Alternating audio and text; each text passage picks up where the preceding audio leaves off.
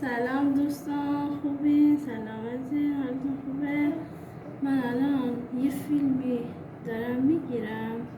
این فیلمم لباس عروس که بهتون قول داده بودن کاملشو واسهتون بذارم. الان تر لباس عروسم رو دکولت جلوش کشیدم. الان میخوام رنگش کنم با گواش. من دارم کم کم با گواش رنگش میکنم.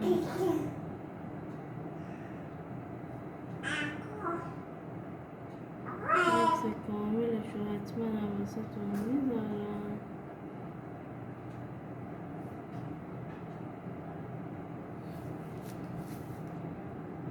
این خطوطا که کشیدیم پر رنگ میکنم.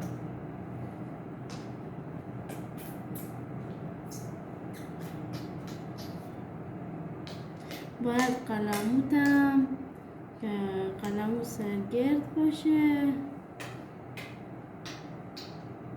بعد این خطوطا که من با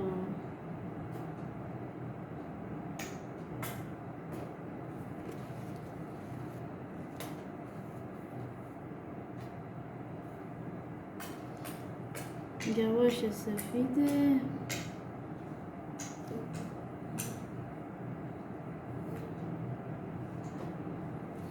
مارک گواش هم بسته است.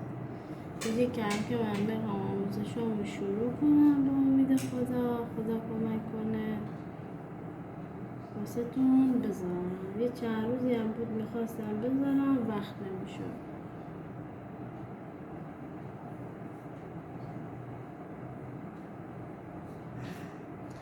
اینم از این